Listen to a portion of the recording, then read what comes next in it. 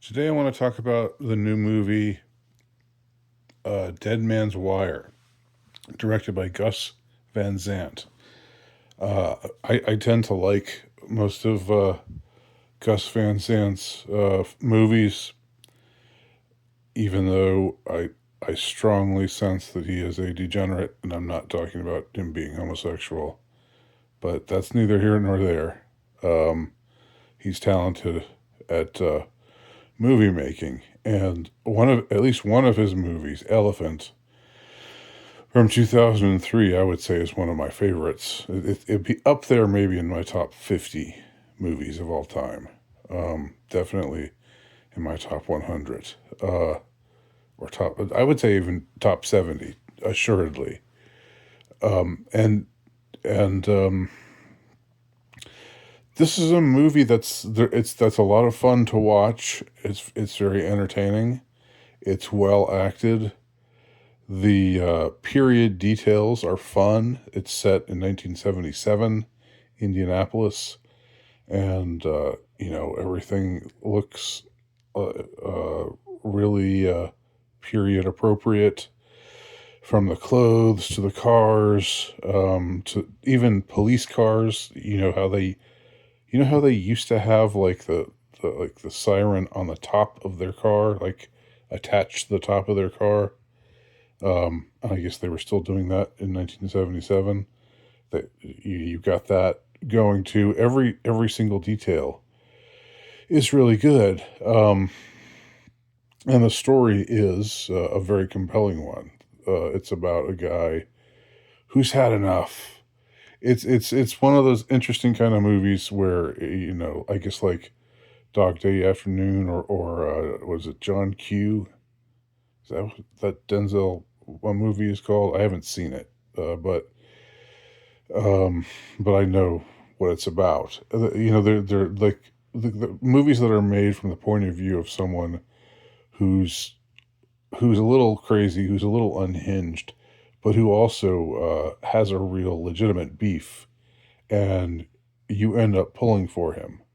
You want to see him prevail, even though what he's doing is definitely over the line.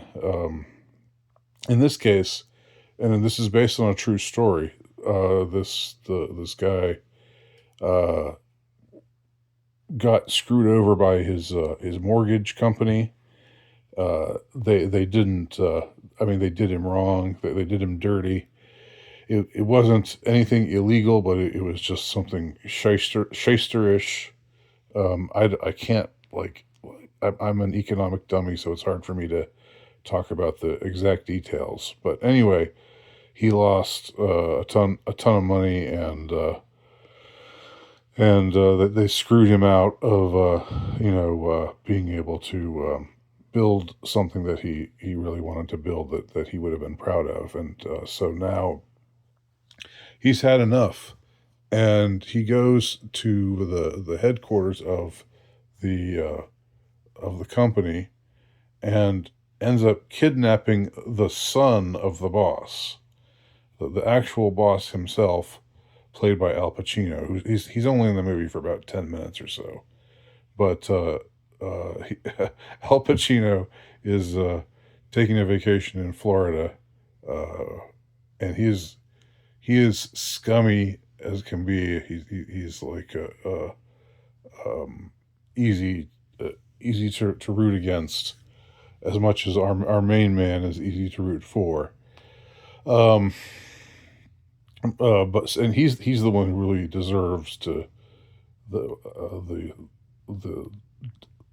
Dead Man's Wire treatment. What the Dead Man's Wire is this guy uh, brings this contraption where he has his rifle, and he attaches a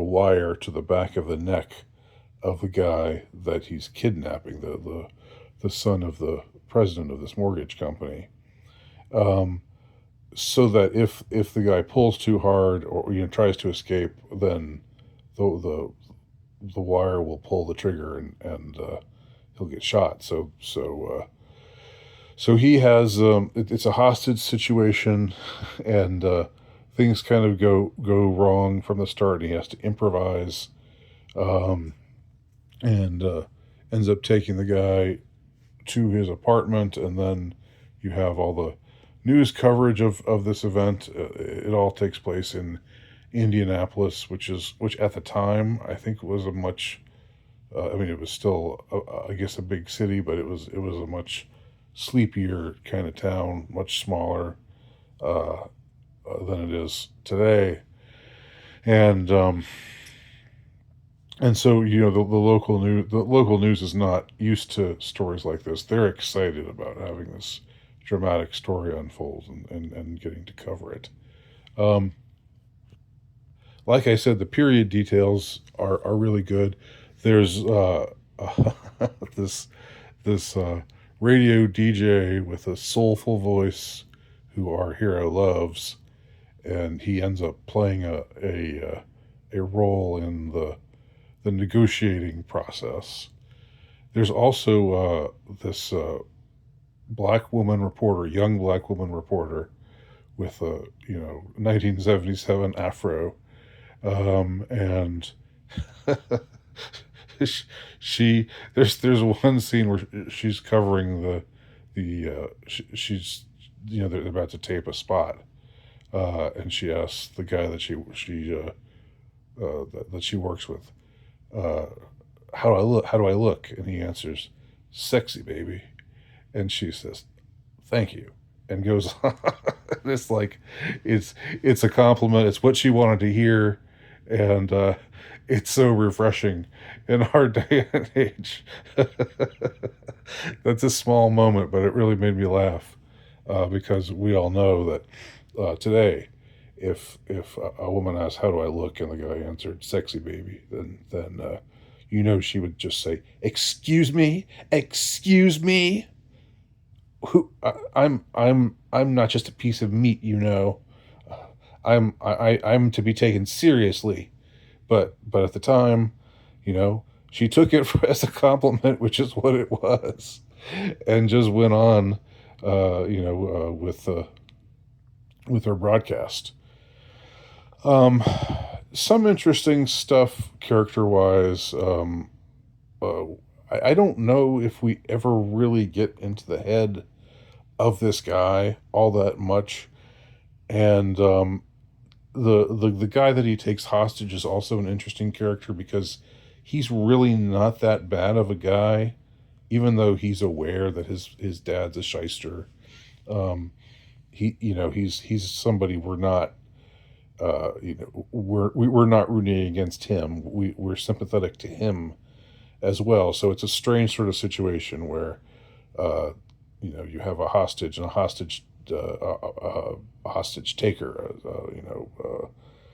someone who's kidnapped this guy and terrified put him through this terrifying sort of situation. But all the while, the kidnapper, even though he's like angry as hell, uh, he's also you see a fundamental decency about him. Like he wants to. He just wants to get this resolved in his favor, and he's got this delusional thing going where he thinks that doing this will help him get what is his just due, um, and of course, without spoiling the matter too much, he doesn't end up getting what he wants, ultimately. Ultimately, his deed catches up with him. But then, in the end, there's a kind of twist that it's true to life. You can look up the case, and I'm not remembering the man's name right now, but I'm sure you could look it up if you want to see. I don't want to spoil it or anything, but in a way, he does get his comeuppance.